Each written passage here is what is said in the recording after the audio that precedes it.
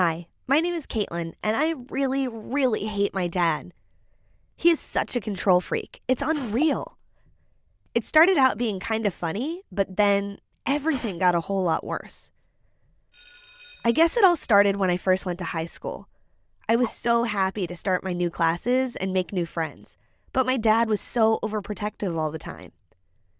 He wouldn't let me walk to school. Instead, he drove me to school and walked me to the doors like I was a baby. It was super embarrassing in front of all of my other classmates.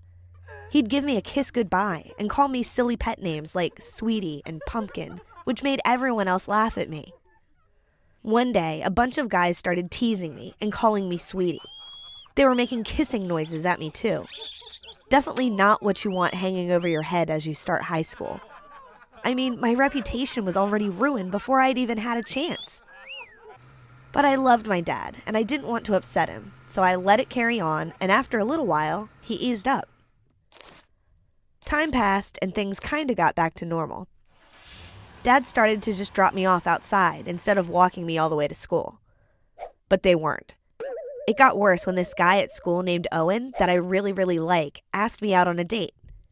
I was so totally psyched to go. It was going to be my very first date ever. I'd never been happier.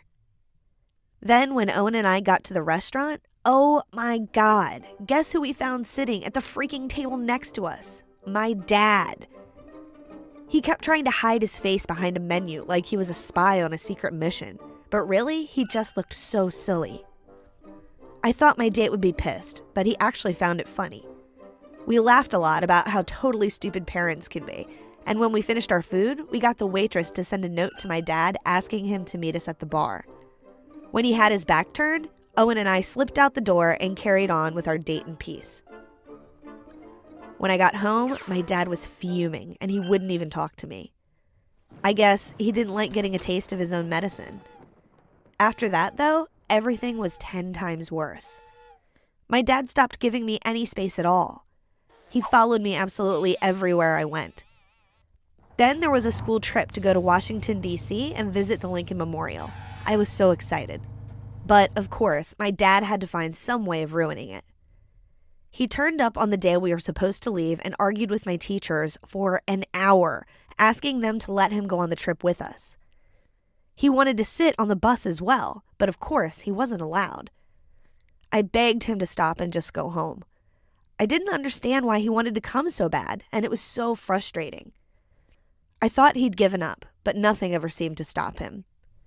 As we drove off, I looked out the back window, and oh my God, my dad's car was following us. I couldn't believe he'd go this far.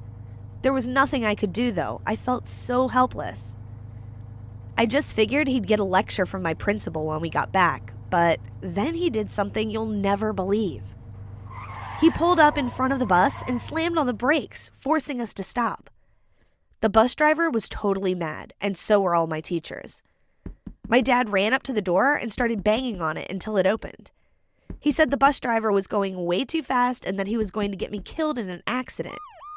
When everyone called him crazy, he said he was going to call the police to question the driver. Except they ended up arresting my father instead of the driver. I was so humiliated I couldn't bear continuing the trip. I called my mom to come pick me up and take me home. We talked about Dad, and she said she had no idea why he was doing this all of a sudden either. I'd never been so frustrated in my life. If I had an answer, then maybe I could understand why my dad, who used to be fun and cool, was being such a bonehead lately. But there was nothing I could do, so I went upstairs to use the computer to try and get some work done. When I saw a folder I've never really looked at before. It was called Ellie. I didn't know why I did it, but I clicked on it and it asked me for a password. Right then, I knew something fishy was going on. So I tried a bunch of different words to see what worked. The make of my dad's car, my mom's name, my dad's date of birth. Then I tried my name, and oh my God, it worked! And you'll never believe what I found. My dad had a whole bunch of old pictures of him with another young girl. She must be Ellie. She looked really similar to me and must have been around my age when the pictures were taken, so she had to be some kind of relative, right? But I'd never heard of her before. And there were no photos of her being any older. It was super weird. I printed the pictures off and showed it to my mom. She cried and confessed that before I was born, my father had a sister named Ellie who died in a tragic car accident while my dad was driving. She said that my dad blamed himself for her death and that it was painful for him to even talk about. She'd gotten rid of all the pictures of my aunt in the house because they made my dad cry when he saw them.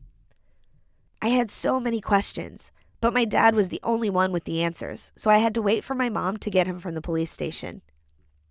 When he came home, I confronted him, and he broke down. He said that as I grew up, I started to look more and more like my Aunt Ellie.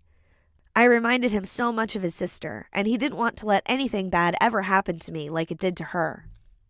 At first, he was just worried about car accidents, but over time, he said that the world is such a dangerous place that he wanted to follow me to make sure no one else managed to hurt me. He apologized and said he knew he overreacted, but he loved me and didn't want to lose me. It was totally awful. I cried and hugged my dad. I told him it wasn't his fault and that everything was going to be okay. To help him deal with his worries, I promised my dad that nothing bad will happen to me the way it did to his sister. I was never going to leave him the way she did. I told him that from now on, I was going to make sure he knows I'm safe, and we made a deal that I'll always call him and that he won't follow me everywhere I go anymore. I couldn't stay mad at my father forever after seeing what he'd been through.